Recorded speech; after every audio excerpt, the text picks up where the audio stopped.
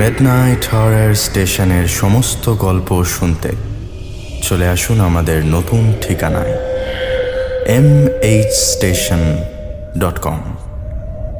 শুনতে থাকুন অ্যালজেরনন ব্ল্যাকউডের কাহিনী অবলম্বনে মৃতের জঙ্গল।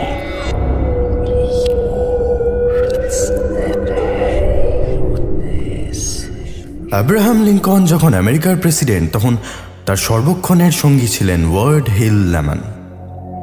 তো একদিন সকালে ল্যামনকে রাতে দেখা একটা স্বপ্নের কথা বলেন লিঙ্কন। তিনি দেখেছিলেন স্ত্রী ও পরিবারের কিছু লোকজন নিয়ে হোয়াইট হাউসে ঢুকছেন তিনি, এবং ঢোকার পর দেখছেন একটি কাপড়ে ঢাকা মৃতদেহকে ঘিরে দাঁড়িয়ে শোক পালন করছে একদল লোক। কৌতূহল হতে তাদের মধ্যে একজনকে লিঙ্কন জিজ্ঞেস করেন যে কে মারা গেছে। লোকটি উত্তর দেয়, প্রেসিডেন্ট অজ্ঞাত আততায়ীর হাতে খুন হয়েছেন। এর কয়েকদিন পরেই 14 এপ্রিল 1865 সালে জন উইলকিস বুথের হাতে খুন হন তিনি। এ ঘটনা গুজব কিনা তার উত্তর ইতিহাস আর দিয়ে যায়নি, তবে পাতায় পাতায় এরকম নানা ঘটনা লিখে আমাদের সামনে সে প্রশ্ন রেখে গেছে, সত্যিই কি মৃত্যু আসার আগে দূত পাঠায়? অজ্ঞাত জগতের চিঠি কি আগাম সতর্ক করে যায় আমাদের? তবে আমি আপনাদের সতর্ক করতে পারি, ইংল্যান্ডের কোনো প্রত্যন্ত কুয়াশা ঢাকা গ্রামের প্রান্তে যদি কোনো জঙ্গলের খোঁজ পান, এবং সেই জঙ্গলের একটা বিশেষ অংশের গাছপালা যদি কালো হয়, এবং শীষ দিতে দিতে কাউকে যদি সেই জঙ্গলের দিকে এগিয়ে যেতে দেখেন, তবে আর সেখানে না দাঁড়িয়ে শটান নুলটো মুখে দৌড় দিন। তবে আমার সতর্কতায় কান কেনই বা দেবেন? অ্যালজেরনন ব্ল্যাকউড বললে কান দেবেন তো? বেশ, শুনতে থাকুন তার কাহিনী উডস অফ দি ডেড অবলম্বনে আমাদের আজকের গল্প মৃতের জঙ্গল।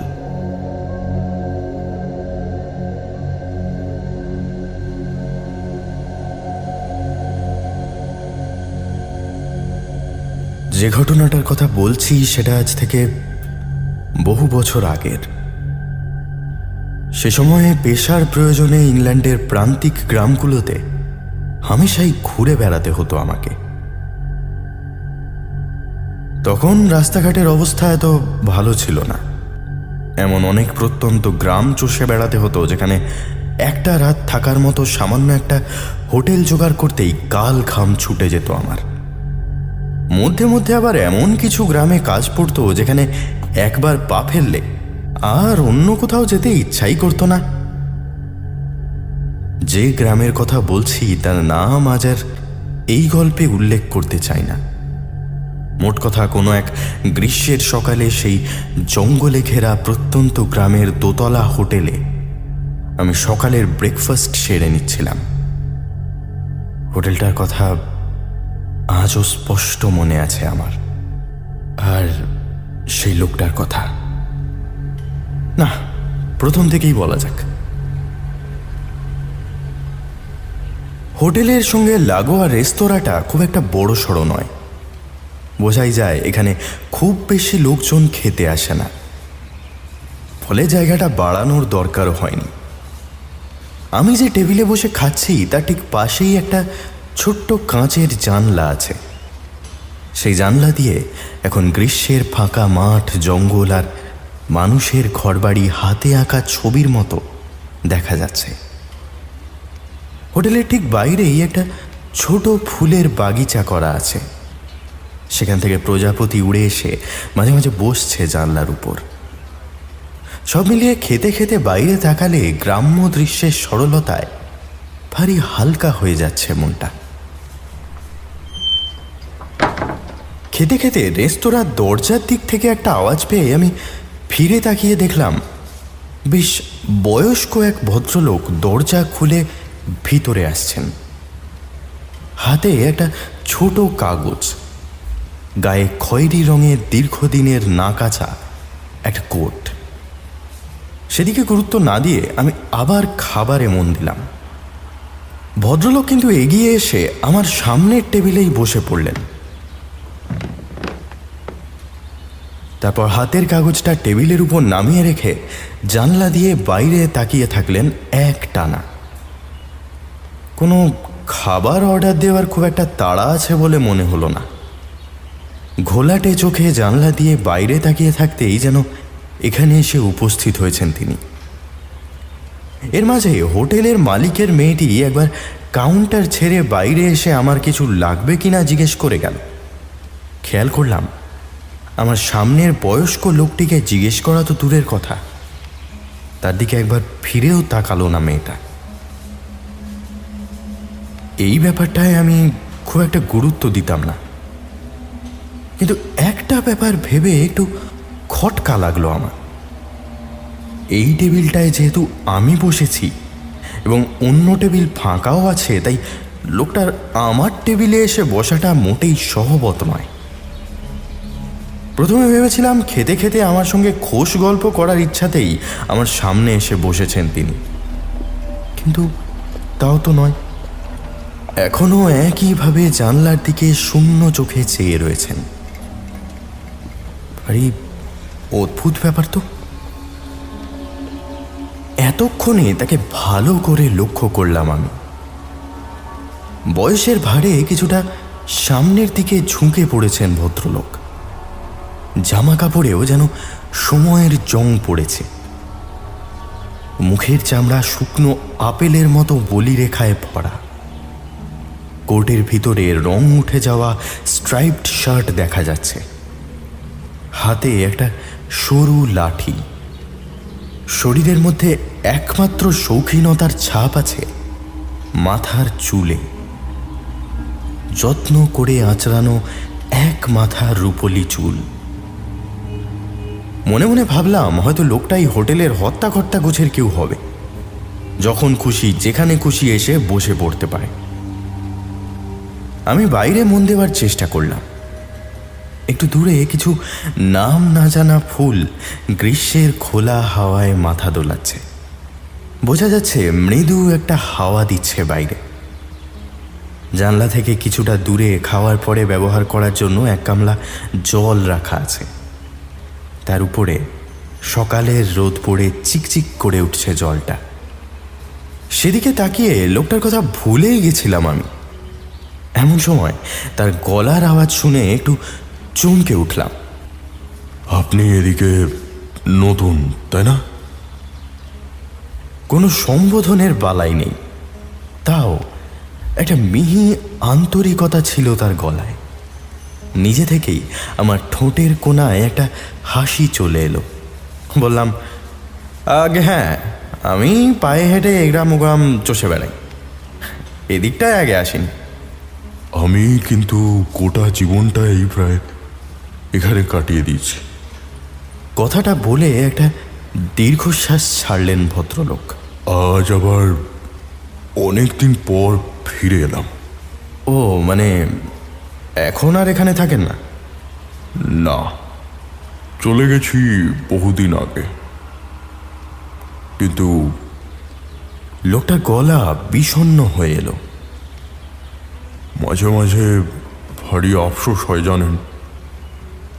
এত উজ্জ্বল রোদ, এই মিষ্টি ফুলের গন্ধমাখা বাতাস, এখানকার ঘন সবুজ জঙ্গল, এসব অন্য কোথাও পেলাম না আর। আমি খেতে খেতে মাথা নাড়ালাম। হ্যাঁ, সে তো বুঝতেই পারছি। জায়গাটাকে যেন একটা রূপকথার বই থেকে তুলে এনে কেউ ফেলে দিয়েছে এখানে। সে থেকেই কেন জানি না খুব ছোটবেলার কথা মনে পড়ে যাচ্ছে। ঠোঁট চেপে একটু হেসে মাথা দোলালেন ভদ্রলোক। সত্যি কথা বলতে কি, এখানে একবার এলে আর ফিরে যেতে ইচ্ছা করে না আমার। বারবার ভাবি আসবো না, কিন্তু আসতে হয়। কাজটা আসলে এত দরকারি যে। কি কাজ বলুন তো? আমি চামচ প্লেটের উপর রেখে জিজ্ঞেস করি। একজনকে এখান থেকে নিয়ে যেতে হবে। সে যাওয়ার জন্য তৈরি নয়, তাও। কথাটা শেষ না করেই কাগজটা টেবিলের উপর থেকে তুলে নিলেন ভদ্রলোক। নতুন উদ্যমে বললেন, এক কাজ করুন না, আপনি আজকের দিনটা এখানে কাটিয়ে যাবেন তো? হ্যাঁ, তেমনই তো ইচ্ছা আছে। বেশ, তাহলে আসুন না কাল ভোরের দিকে। ভদ্রলোকের গলায় আন্তরিকতাটা বেড়ে উঠেছে এবার। কোথায়? মৃতের জঙ্গলে। মনে হলো ভদ্রলোক যেন অনেক দূর থেকে কথা বলছেন। হাওয়ার সঙ্গে ভেসে এসেছে কথাটা আমার কানে। কিংবা জানলার ঠিক বাইরে যে উঁচু পাহাড়গুলো দেখা যাচ্ছে, তার চূড়ো থেকে আমার উদ্দেশ্যে কিছু বলেছে কেউ। আমি প্রতিধ্বনিটুকু শুনতে পেয়েছি। মনে হলো এতক্ষণের উজ্জ্বল রোদ হঠাৎই মরে এসেছে। জানলার উপরে এতক্ষণ একটা হলুদ প্রজাপতি খেলা করছিল, এখন অন্য একটা প্রজাপতি উড়ে এসেছে তার জায়গায়। এর গায়ের রং ঘন কালো। আচমকাই দরজা খোলার শব্দে আমার চমক ভাঙল। হোটেল মালিকের সেই মেয়েটি আবার এসে ঢুকেছে ঘরে। ভারী মিষ্টি দেখতে মেয়েটিকে। জটিলতাহীন লাবণ্যে ভরা মুখে একটা গ্রাম্য সৌন্দর্য খেলা করে যায় তার। অথচ এই মুহূর্তে কেন জানি না ভারী কুৎসিত মনে হলো আমার তাকে। চোখ দুটো কি নিষ্প্রভ। তার দিক থেকে চোখ ফিরিয়েই আমি অবাক হয়ে গেলাম। একটা মৃদু কম্পন আমার শরীর চেপে ধরল। পড়ে যেতে যেতে কোনো রকমে নিজেকে সামলে নিলাম আমি। আমার সামনের চেয়ারটা মুহূর্তের মধ্যে খালি হয়ে গেছে। এখন তার উপরে দুপুরের রোদ এসে পড়েছে। খাঁ খাঁ করছে ফাঁকা চেয়ারটা। সেখানে কেউ নেই। ঠিক স্বপ্নের চরিত্রের মতো হারিয়ে গেছেন ভদ্রলোক। মেয়েটিকে লোকটির ব্যাপারে জিজ্ঞেস করতে এসে বলল, আমি নাকি সারাটাক্ষণ একাই বসেছিলাম। কোনো বৃদ্ধ লোককে এসে বসতে দেখেনি সে। আমার দিকে একবার সন্দেহের দৃষ্টি হেনে আবার ভিতরের দিকে পা বাড়িয়েছিল মেয়েটি। আমি তাকে থামিয়ে দিয়ে জিজ্ঞেস করলাম, আচ্ছা, এখানে মৃতের জঙ্গল কোথায় আছে? এক পলকের জন্য মেয়েটার মুখে একটা আতঙ্কের ছাপ লাগলো। ফাঁকা চেয়ারটার দিকে আর চোখে একবার দেখে নিয়ে এসে বলল, উনি এসেছেন? তার মানে কে কে এসেছিলেন? প্রতিবার গ্রামে কেউ মারা যাওয়ার আগে উনি আসেন। গ্রামের মানুষ সাধারণত সহজ সরল। তাদের পেট থেকে কথা বের করতে বেশি বেগ পেতে হয় না। আমাকেও সেই মেয়েটি থেকে কথাগুলো বের করতে সেদিন খুব একটা কষ্ট করতে হয়নি। সে নিজে থেকেই গোটা ব্যাপারটা খুলে বলে আমায়। তার এলোমেলো বক্তব্য শুনে যেটুকু আমি বুঝেছিলাম তার সবটাই এখানে বলে রাখছি। যে হোটেলটায় বসে আমি খাওয়া দাওয়া করছিলাম সেখানে আগে একটি ফার্ম হাউস ছিল। ইয়োমেনের এক মাঝবয়সী ভদ্রলোক সেই ফার্ম দেখাশোনা করতেন। বছর 60 বয়স অবধি দারিদ্র্যের সঙ্গেই সংসার চালাচ্ছিলেন তিনি। এমন সময় কিছু একটা দুর্ঘটনায় ভদ্রলোকের একটি ছেলে মারা যায়। তাতে করে বেশ কিছু টাকা লোকটির হাতে আসে। শেষ বয়সে হাতে টাকা এলে মানুষের আর ফুর্তি করার মতো তেমন কিছু থাকে না। ফার্মের দেখাশোনা না করলেও সংসার চলে যাবে তার। ফলে যা হয়, কাজকর্ম ছেড়ে গ্রামের এদিক ওদিক ঘুরতে শুরু করলেন তিনি। মারা যাওয়ার কয়েক মাস আগে কিছু খ্যাপাটে উদ্ভট কথাবার্তা বলতে শুরু করলেন ভদ্রলোক। অনেকে বলতো সারা জীবন দারিদ্র্যের সঙ্গে লড়াই করে হঠাৎ বড়লোক হয়ে যাওয়ায় নাকি তার মাথা খারাপ হয়ে গেছে। তিনি নাকি এমন কিছু দেখতে পেতেন যা স্বাভাবিক লোকে দেখতে পায় না। মাঝে মাঝে অদ্ভুত উড়ে শব্দ আর ফিস ফিস শুনতে পেতেন। যাই হোক, লোকে তাকে খুব একটা ঘাঁটাতো না। সন্ধ্যের পর থেকে তার বাড়ির আশেপাশে খুব একটা ঘেঁষতো না কেউ। মোট কথা একটা রহস্য আর গুজব জড়িয়ে গেছিল তার নামের সঙ্গে।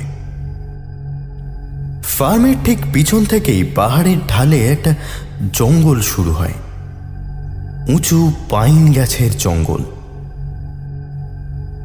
সেই জঙ্গলের একটা অংশের গাছপালায় কিছু কারণে একটা কালো রং ধরে থাকত, সবুজ হতো না তারা।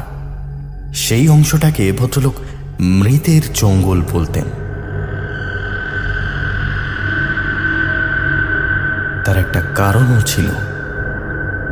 গ্রামের কেউ মারা যাওয়ার ঠিক আগে তাকে গান গাইতে গাইতে ওই জঙ্গলের দিকে হেঁটে যেতে দেখতে পেতেন ভদ্রলোক।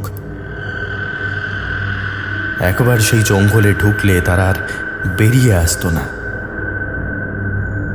যাদের জঙ্গলে ঢুকতে দেখতেন তাদের নাম স্ত্রীর কাছে মাঝে মাঝে বলতেন তিনি। তার থেকে গ্রামের বাকিদের মুখেও রটে যেত সেই খবর। আশ্চর্যের কথা হলো, যাদের নাম উনি বলতেন তারা সত্যি কিছুদিনের মধ্যে মারা যেত। মাঝে মধ্যে হাতের ছোট লাঠিটা নিয়ে ওই মৃতের জঙ্গলে গিয়ে ঘুরে বেড়াতেন তিনি। স্ত্রীকে বলে যেতেন যে তার সমস্ত মৃত বন্ধুকে ওই জঙ্গলের ভিতরে হারিয়ে যেতে দেখেছেন, একদিন নিজেও হারিয়ে যাবেন। জঙ্গলটা ভারী ভালোবাসতেন ভদ্রলোক। একদিন তার স্ত্রী পিছন পিছন গিয়ে দেখেন জঙ্গলের যে জায়গাটা সব থেকে ঘন, সেখানে একটা বড় পাইন গাছের নিচে দাঁড়িয়ে অদৃশ্য কারো সঙ্গে কথা বলছেন ভদ্রলোক। স্ত্রীকে সেখানে দেখতে পেয়ে খানিক ধমক দেন, বলেন, এভাবে আর কোনোদিন আমাকে বিরক্ত করতে এসো না। আমি কথা বলি ওদের সঙ্গে, ওরা আমাকে শেখায়, জানায়। মৃত্যুর আগে সবকিছু জানতেই হবে আমাকে। গ্রামের দিকে খবরটা দাবানলের মতো ছড়িয়ে পড়ে। তারপর থেকেই জঙ্গলটার মৃতের জঙ্গল বলে বদনাম রটে যায়। যাই হোক, 60 বছরের জন্মদিনের দিন রাতে ভদ্রলোক স্ত্রীকে জড়িয়ে ধরে শান্ত গলায় বলেন, এবার মনে হয় তোমাকে ছেড়ে যেতে হবে আমাকে। মৃতের জঙ্গল আমায় ডাকছে। তবে চিন্তা করো না, একদিন তুমিও সে পথে হেঁটেই চলে আসবে আমার কাছে। মহিলা তাকে যেতে দিতে চাননি, কিন্তু একরকম জোর করেই তার হাতের বাঁধন ছাড়িয়ে জ্যোৎস্না মাখা পথ দিয়ে হেঁটে শীষ দিতে দিতে সেই জঙ্গলে গিয়ে ঢোকেন ভদ্রলোক। সেদিন রাতেই তার স্ত্রী ঘুম ভেঙে দেখেন বিছানায় নিষ্পন্দ হয়ে শুয়ে আছেন তিনি, দুটো হাত দুদিকে ছড়ানো, মৃত।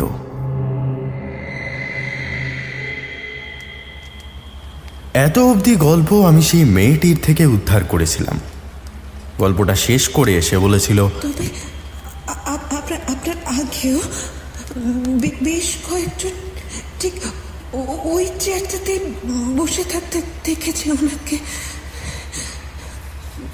উনি এসে বসে বাইরের দিকে তাকিয়ে থাকেন, মাঝে মাঝে কাঁদতেও দেখেছি কেউ কেউ।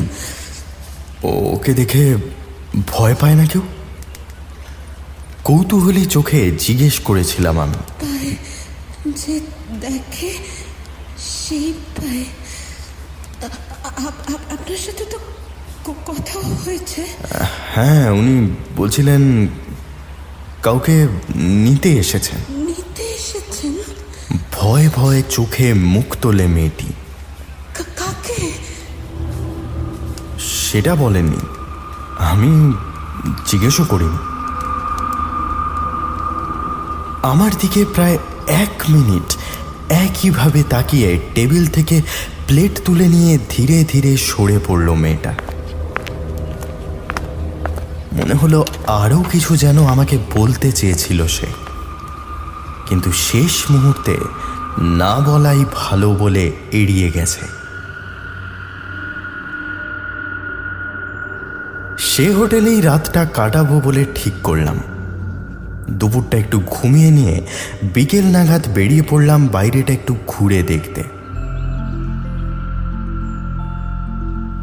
জানলা দিয়ে যতটা দেখা গেছিল জায়গাটা তার থেকে ঢের বেশি মনোরম।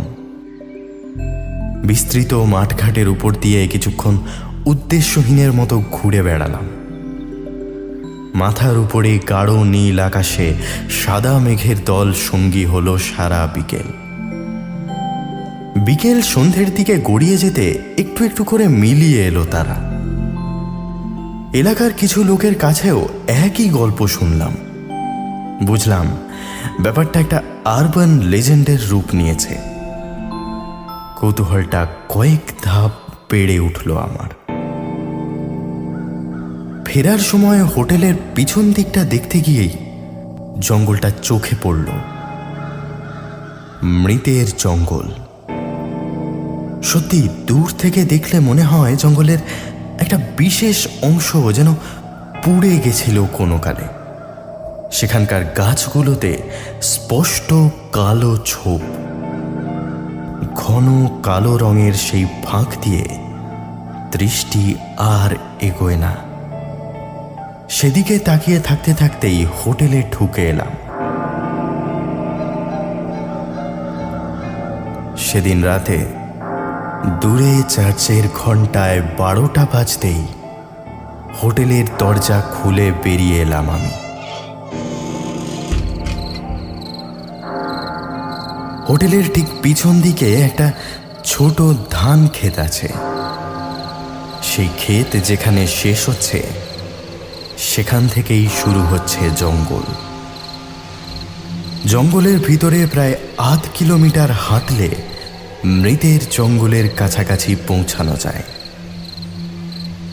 যদিও অ্যাডভেঞ্চারের নেশা ততক্ষণে আমার মাথায় উঠেছে, তাও সেই অন্ধকারে ডুবে থাকা ধান ক্ষেত আর গভীর জঙ্গলের দিকে তাকিয়ে মনের ভিতরে একটা আশঙ্কা উঁকি দিতে লাগলো বারবার। ধান ক্ষেত বেয়ে ক্রমশ সেই জঙ্গলের দিকে এগোতে লাগলাম আমি। চারপাশ আশ্চর্য রকম নিস্তব্ধ হয়ে আছে। ঝিঁঝির ডাক আর জঙ্গল থেকে ভেসে আসা মৃদু হাওয়ার সনসন ছাড়া আর কিছুই শোনা যায় না। একটা জমাট নৈঃশব্দ ক্রমশ গ্রাস করছিল আমাকে।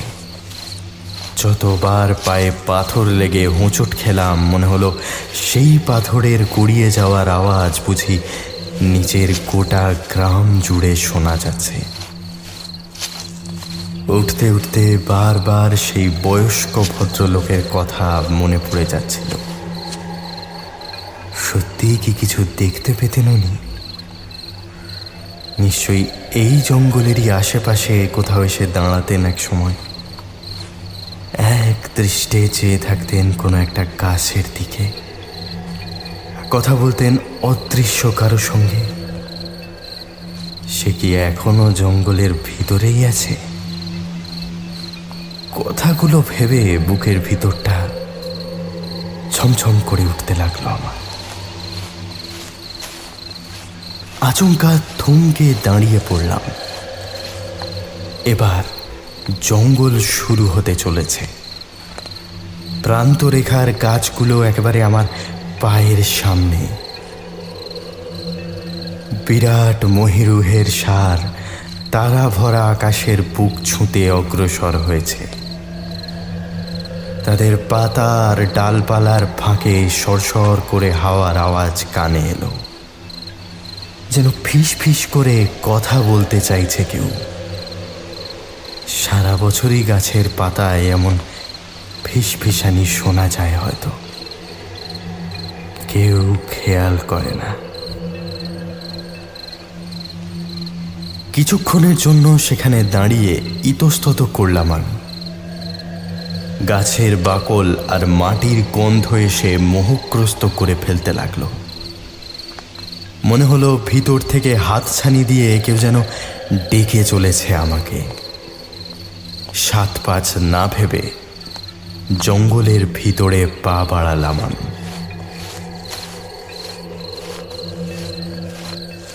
সঙ্গে সঙ্গে সেই গাঢ় অন্ধকারের ভিতর থেকে কিছু একটা এসে যেন চেপে ধরলো আমার হাতটা। আমি ঘুরে দাঁড়িয়ে তার দিকে তাকিয়েও কিছুই দেখতে পেলাম না। সামান্য চাঁদের আলো এসে পৌঁছচ্ছে না জঙ্গলের ভিতরে। সেই হাতের টান আমাকে টেনে নিয়ে চলল জঙ্গলের ভিতরের দিকে, আরো গভীর, আরো ঘন অন্ধকারের দিকে। আমাদের দুপাশে গাছের সার দ্রুত গতিতে সরে যেতে লাগলো পিছনের দিকে, যেন একটা বিরাট সৈন্যদল সার বেঁধে নিঃশব্দে দাঁড়িয়ে আছে। কিছু দূর সেইভাবে চলার পর খানিকটা ফাঁকা জায়গায় এসে উপস্থিত হলাম আমরা। এখানে গাছের সার কিছুটা পাতলা হয়ে এসেছে। আমাদের মাথার উপরে যেন ঝুঁকে পড়েছে তারা। ভোর হয়ে আসছে, পাশ থেকে সেই চেনা কণ্ঠস্বরটা শুনতে পেলাম। অনেকটা গাছের পাতার অস্পষ্ট আওয়াজটার মতোই সেটা। মৃতের জঙ্গলের একেবারে মাঝখানে এসে দাঁড়িয়েছি আমরা। একটা মাঝারি শ্যাওলায় ঠেকে যাওয়া পাথরের উপর বসে পড়লাম আমি। মনে হলো পূবের দূর প্রান্ত থেকে একটা হালকা আলোর আভাস একটু একটু করে ফুটে উঠছে। বাতাস জেগে উঠছে ধীরে ধীরে। প্রথম সূর্যের রেখা দুটো গাছের কাণ্ডের ফাঁক দিয়ে এসে আমার পায়ের কাছে একটা আলোর বৃত্ত তৈরি করল। এসো আমার সঙ্গে। আমার সঙ্গীর চেনা গলা আবার শুনতে পেলাম। এখানে সময়ের অস্তিত্ব নেই, চলো তোমাকে দেখাই কাকে নিতে এসেছি আমি। সেই হাতের টানে এগিয়ে চললাম সামনের দিকে। মনে হতে লাগলো দ্রুত কেটে যাচ্ছে সময়টা। সূর্যটা কয়েক সেকেন্ডের মধ্যেই দিগন্ত রেখা ছেড়ে জ্বলে উঠল মাথার উপর। গাছের ছায়া খেলা করতে লাগলো আমাদের পায়ের কাছে। জঙ্গল আবার ঘন হতে শুরু করেছে। শুধু মাঝে মাঝে মাথার উপর দিয়ে এক বিন্দু রোদ এসে আমাদের মুখে আলপনা এঁকেই মিলিয়ে যাচ্ছে। ভালো করে সামনে তাকিয়ে অবাক হয়ে গেলাম। সেই ধান ক্ষেতটাকে আবার দেখতে পাচ্ছি, কিন্তু অন্ধকারে ডুবে নেই আর সেটা। ঝকঝকে সূর্যের আলো এখন খেলা করছে তার উপর। অথচ মাত্র কয়েক মিনিট আগেই তার অন্ধকার বুকের ওপর দিয়ে হেঁটে এসেছি। হতভম্বের মতো দাঁড়িয়ে রইলাম আমি। হঠাৎ মনে হলো মাঠের এক প্রান্ত থেকে একটা ঘোড়ার গাড়ি একদিক থেকে আরেক দিক পার হচ্ছে। গ্যারেজের ছাউনির বাইরে একজন বসে চালাচ্ছে গাড়িটা, ভিতরে অন্য কেউ বসে। ঘোড়া দুটোর পায়ের চলার সঙ্গে সঙ্গে নড়ে উঠছে গোটা গাড়িটা। চলতে চলতে মাঠের ঠিক মাঝামাঝি এসে সেটা থেমে গেল। গাড়ির চালক নিচে নেমে এসে গ্যারেজের দরজা খুলতে ভিতরে যিনি বসেছিলেন তিনি নেমে এলেন নিচে। তার সমস্ত শরীর কালো কাপড়ে ঢাকা। মাথা থেকে পা অবধি কিছুই দেখা যায় না। আমি স্তম্ভিত হয়ে দেখতে লাগলাম সেই দৃশ্য। চালককে কিছু একটা বলতে চালক মাথা দোলালো। তারপর আঙুল তুলে জঙ্গলের অন্যদিকের প্রান্তটা দেখিয়ে দিল। কাপড়ে ঢাকা সেই মানুষটা কিন্তু সেদিকে গেল না, উল্টে দ্রুত পা চালিয়ে আমরা যে জঙ্গলের ভিতরে দাঁড়িয়ে আছি সেদিকেই আসতে লাগলো সে। একেবারে আমাদের সোজাসুজি। জঙ্গলের ভিতরের অন্ধকারে আমরা দাঁড়িয়ে আছি বলে আমাদের এখনো দেখতে পাচ্ছে না সে।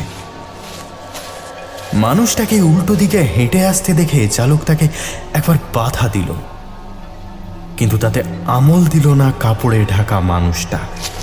সে আগের মতোই ছন্দবদ্ধ পায়ে হাঁটতে হাঁটতে এগিয়ে আসতে লাগলো মৃতের জঙ্গলের দিকে।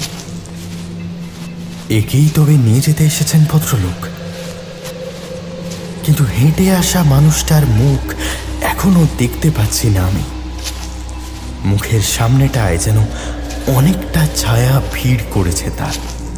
এখন সে আমাদের থেকে মিটার খানেক দূরে, আর কয়েক পা এগোলেই জঙ্গলের ভিতরে প্রবেশ করবে সে। ঠিক এই সময়ে তার মুখের সামনে থেকে অন্ধকার সরে গেল। বিস্ময়ের একটা ধাক্কায় বেশ কিছুটা পিছিয়ে এলাম আমি। এ কাকে দেখছি? তবে কি? উত্তেজনার মাঝে অনুভব করতে পারলাম আমার কবজির কাছে হাতের টান আর নেই। সেটা বুঝতে পেরেই পিছন দিকে দৌড় দিলাম আমি। ছুটতে লাগলাম বন বনানির প্রান্তরেখার দিকে। ঊর্ধ্বশ্বাসে ছুটতে ছুটতে লক্ষ্য করলাম আমার চারদিকের জঙ্গল একটু একটু করে ঢেকে যাচ্ছে ঘন অন্ধকারে। কানের দুপাশ দিয়ে উন্মাদ হাওয়ার ব্যস্ত ছোটাছুটি আমার বুকের নিঃশ্বাস বন্ধ করে দিল। একটু আগে যা দেখেছি সব ভুলে সেই নারকীয় জঙ্গলের বুক চিরে দৌড়াতে লাগলাম আমি। সেদিন হোটেলে ফিরে নিজের ঘরে পৌঁছে ঘুমিয়ে পড়েছিলাম। সকালে ঘুম ভাঙতে আর সেখানে থাকিনি আমি।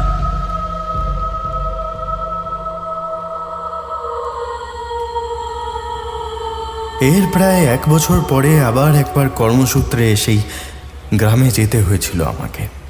খানিকটা অতীতের স্মৃতি রোমন্থন করতেই হয়তো গিয়ে উঠেছিলাম সেই একই হোটেলে। তবে এবার আর সেখানে রাত কাটানোর ইচ্ছা ছিল না আমার। সকালের জলখাবারটা সেখানে সেরেই বিদায় নেওয়ার প্ল্যান ছিল। তবে হোটেল মালিকের সেই মেয়েটিকে কিন্তু আর দেখতে পাইনি সেদিন। খেয়ে দিয়ে টাকা মেটাতে ম্যানেজারের টেবিলে গিয়ে তাকে জিজ্ঞেস করছিলাম, আচ্ছা আপনার মেয়েটিকে তো আর দেখছি না, বিয়ে টিয়ে হয়ে গেছে নাকি? টাকা গুনতে গুনতে মাথা নেড়েছিল লোকটা। না বাবু, বিয়ে হওয়ারই কথা ছিল তা, কিন্তু তার আগেই ওই ধান খেতে কাজ করতে করতে এমন সানিস্টক হলো যে আপনি চলে যাওয়ার দিন কয়েকের মধ্যেই আর বেঁচে নেই আমার। টাকাটা হাতে নিলাম আমি। মনে পড়ে গেল জঙ্গলে সেদিন সেই কাপড়ে ঢাকা মূর্তির মুখ থেকে অন্ধকার সরে যেতে সেই মেয়েটির মুখটাই দেখেছিলাম আমি। একটা অচেনা শীষ দিতে দিতে এগিয়ে আসছিল সে আমার সঙ্গীর দিকে।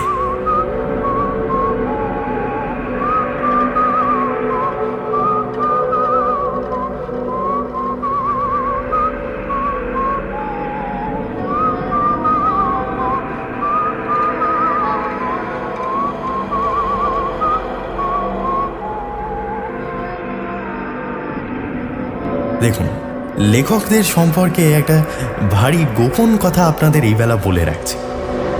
লেখক যদি পুরুষ হন তাহলে অকারণে গল্পে নারী চরিত্র নিয়ে আসেন না। নিয়ে আসেন দুটো কারণে, হয় তাকে প্রেমে ফেলতে, না হয় তাকে মেরে ফেলতে।